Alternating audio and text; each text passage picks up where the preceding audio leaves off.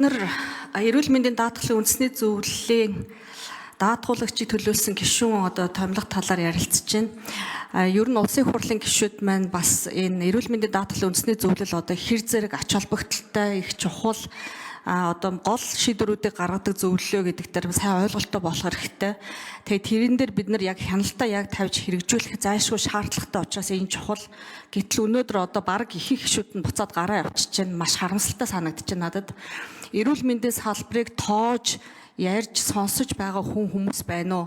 Эрүүл мэндийн асуудал нөхцөл байдал ямар байгаа юм бэ? Энэ тогтолцоон дээр нь яагаад ажиллахгүй байгаа юм бэ? Яагаад анхаарал хандахгүй байгаа юм бэ? Тэгээ зөвхөн мөнгө яриад байгаа юм бэ? Иргэдийг, өвчтнийг, чанарыг энийг хин ярих юм бэ? Хизээнээс ярьж эхлэх юм бэ? Тэгээ ярихаар зөвхөн мөнгө яриад байгаа энэ маш ачлал дутагдaltaй санагдаад байна. За хэд хэдэн асуудал байна. Эхлээд сайд дараа нарагчаа хариулаад өгөхийг бодоорой. Тэгвэл хийсэн гүйцэтгсэн гэсэн утгаар хариулаарай. Ирээдүйн цагтаар айлтгаар хариулахгүй байхыг бодоорой гэж хүсье. За нэгдүгээрт яг энэ сангийн тэнцэл алдагдаад байгаа сангаа зөв зохистой удирдах чадахгүй байгаа хариуцлагыг яг хэн хүлээх ёстой? Энэ дээр би яг хариуцлага дээр асуулт хариулт аваад үзчихмээр байна засгийн газраас. За сангийн үйл ажиллагаатай холбоотой тогтоолыг батлаад шийдвэр гаргаад байгаа эдгээр хүмүүс байгууллага яг ямар хариуцлага хүлээх юм? Тооцоо судалгаа хийсэн хүмүүс нь хин юм? Энэ тооцоо судалгаанд буруу гараад байгаа дээр бас хариуцлагыг яаж тооцож ажилласан юм? Тэнцэл алдагдаад байгаа нүдэн дээр ил байгаа бодиттой юмыг би асуугаад байна шүү дээ. За тэгээд эрүүл мэндийн даатгалын үндэсний зөвлөлөөс ямар нэгэн санал дүгнэлт энэ дээр гаргасан юм уу? Гаргасан бол ямар дүгнэлт гаргасан юм? Яаж засна гэж ярьж байгаа юм? За энэ дээр даргын хувьд сайд тэгээд дараа нь энэ шинээр орж ирж байгаа хүн маань бас ямар санал бодолтой байгаа юм гэдгээ яг хөө ирээдүйн цагтаар хариулж болох байх өөр орж ирж байгаа учраас. Тэгээд энэ эрүүл мэндийн даатгалын ерөнхий газрын сан ер нь удирдах чадах нь байгаа мó? Анх энэ агентлагийг чи 21 онд байгуулад хүчин чадлыг 2 дахин нэмэгдүүлээд төр дэмжсэн. Гэтэл нөхцөл байдал нь ийм болоод байгаа нь яаж хинт хариуцлага тооцох юм бэ? Дотоод шийдвэр гаргадгийг эмтүүз нь хүлээх юм уу? Зөвлөхүүд нь хүлээх юм уу? Гадаадын нэг шийдвэр гаргаж тооцоо гаргасан эдгээрүүд нь хүлээх юм уу гэдэг асуудлууд их чухал санагдаад байна надад. За цаашаа 2 дахь асуулт. Эрүүл мэндийн даатгалын үндэсний зөвлөл нь ер нь хүн амын өвчлөлийн нөхцөл байдал сангийн их усүртэй хэрхэн уялдаж байгаа. Бодлогын түвшинд сангийн чадварыг нэмэгдүүлэх, үр ашигтай байх талаар яг ямар бодлого барьж ажиллаад байгаа юм? Энэ нь яг мэрэгжлийн түвшинд байгаа юу? Шинжлэх ухаанчаар хандаж чадчихэв үү?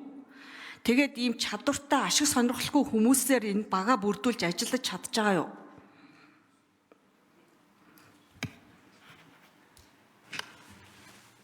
За мөнгө сайхан сайд хариулт өгье. За бид нар ерөнхийдөө 2021 оноос энэ гүйцэтгэлийн санхүүжилт буюу нэг их усүрийн санхүүжилт рүү орсон. Энэ дээр бол эрүүл мэндийн даатгалын сан шимтгэлээ төлөгч иргэд ингээд төсвөөс орж ирж байгаа мөнгө маань нэг санд очиж төвлөрж байгаа. Ингээд тусламж үйлчилгээгээ гүйцэтгэлээр санхүүжээд явуулж байгаа. Хэрийн сангийн тэнцэл хаана яагаад алдагдчих вэ гэдэг зүйл ерөнхийдөө 21 оноос эхэлтэй. Ковидын үеийн тусламж үйлчилгээнд маш их санхүүжилтийг зарцуулсан. Жишээ нь 21 онд даатгалын санд нийт төвлөрсөн хэмжээнээс 21 онд гэхэд 250 орчим тэрбум төгрөгийн илүү санхүүжилт гарсан. Энэ нь дийлэнх нь ковидын тусламж үйлчилгээнд явуулсан. Тэгээ 22 онд эргээд ковидын тусламж үйлчлэгээр рүү явсан энэ санхүүжилтээ санд эргүүлж төвлөрүүлээгүй. 22 онд дахиад энэ нөхцөл байдал үргэлжилсэн. Дахин энэ алдагдал нэмэгдсэн ковидын тусламж үйлчлэгийг дахин эрүүл мэндийн даатгалын сангаас санхүүжүүлсэн. Уул нь халдварт өвчний дэгдэлтийн үед улсын төсвөөс санхүүжүүлэх ёстой. Гэтэл энийг эрүүл мэндийн даатгалын сангаас санхүүжүүлсэнтэй холбоотой энэ зүйл маань 23 онд дахин засагдalгүйгээр үргэлжилсэн. Ингээд өнгөрсөн оны эцэс хүртэл эрүүл мэндийн даатгалын сан эрүүл мэндийн байгууллагуудтай өглөгтэйгээр өртөөгөр ажилласан гэсэн үг. Тэгэд энийг 100% шийдэж энэ оны төсвийг бид нар 320 орчим тэрбумаар нэмэгдүүлсэн. Ингээд эрүүл мэндийн байгууллагуудад үүссэн байсан өрийг бид нэр өнгөрсөн жил 320 тэрбум болтол буулгасан. Ингэхдээ бид нар одоо сайдын багцаас 35 төгрөгийн хэмнэлт хийгээд манай улсад зээлдлэр өгсөн байсан одоо гадны санхүүжилтийг тусламж болгоод 70 тэрбумыг дахиад эрүүл мэндийн даатгалын сан төвлөрүүлээд ингээд бид нар тусламж үйлчлэгээ шаардлагагүй тусламж үйлчлэгээндээ хязгаарлалт хийгээд ингэсний хүчинд бид нар энэ өр зээлийг эмнэлгийн байгууллагууд өгсдөө өрийг 320 тэрбум руу буулгаж чадсан. Ингээд энэ оны нэмэгдүүлсэн төсвөө энэ эрүүл мэндийн байгууллагуудад хуваарлсан. Энэ ямар нэгэн байдлаар үр дарж ийгээд ямар нэгэн компани байгууллагууд руу өгөөгүй эрүүл мэндийн салбар дотор эрүүл мэндийн байгууллагуудад хуваарлагдсан. Энэ алдааг бид нар дахин тавтахгүй тулд энэ жил сар болгоныхоо төсвийн хуваарлтыг яг хийж гэрээ контрактаа бид нар эрүүл мэндийн байгууллагуудад яг таг хийж байгаа. Ингээд сар болгоноор нь гүйцэтгэлийн тулгаад явах юм бол бид нар оны төгсгөлд очиод санхүүжилт байхгүй оны ихэнх руугаа татаад хэрэгжилдэг хүнд нөхцөл байдалд ордог. Энэ зүйл маань засарх юм аа. Тэгэхээр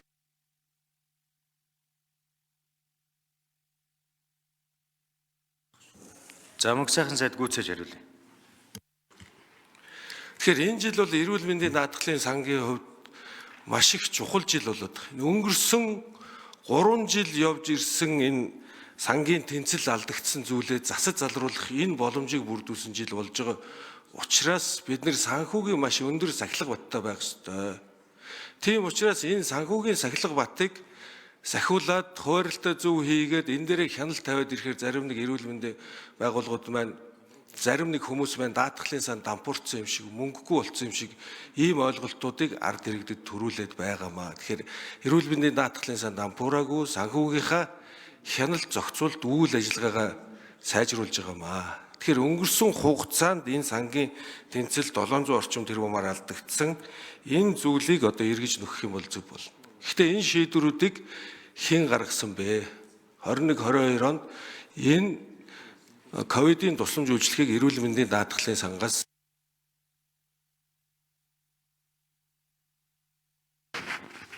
За хариулт өгье. Ажлын хэсгийн 8 дугаар микрофон. 9 дугаар микрофон. За гишүүний асуултанд хариулъя. Хариуцлага хэн хүлээх вэ гэж. За хариуцлагыг мэдээ шийдвэр гаргасан тэр субъект л хүлээх ёстой.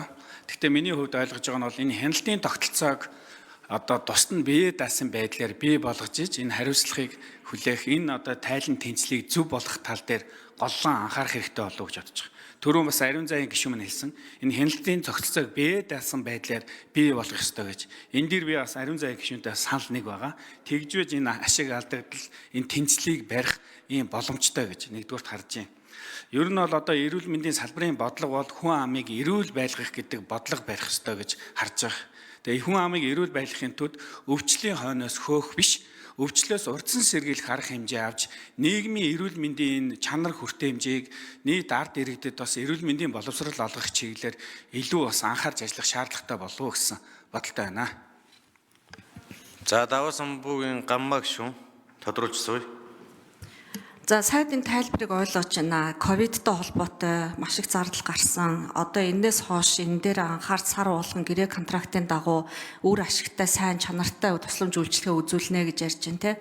Одоо яг үүсэт байгаа нөхцөл байдал дээр одоо адилхан эмч эмнэлгийн ажилчид ч гэсэн хүмүүс учраас өвддөг, хавддаг гэр орныхын ч гэсэн те. Тэгээд маш яаралтай наад захын эмчилгээ эм тасраад байгаа энэ гомдол санал ерөөсө тасрахгүй байгаа байхгүй юу? Одоо жишээлбэл надтай хамт нэг төгсөлт хийсэн хүний хүүхэд маань ч гэсэн морфин одоо өвдөлттэй шокоор нас барах гээд эм нь огт бичигдэхгүйгээд тэрүүн шиг одоо маш олон тийм салбаруудын асуудал орж ирээд байгааг одоо бид нар яаралтай зайлшгүй шаардлагатай юмнуудын дээр ажиллах хэрэгтэй байгаа. А яг хөө эрүүл мэндийн даатгалын үндэсний зөвлөлийн хувьд бид нар энэ түрүүн Отонбаяр гишүүн бас дурдсан. Гэхдээ энэ дүрмдээ актуар тооцоолыг суурилж сангийг удирдах, сангийн тэнцэл хангаагүй тохиолдолд хариуцлага хүлээдэг энэ зохицуултыг дасгах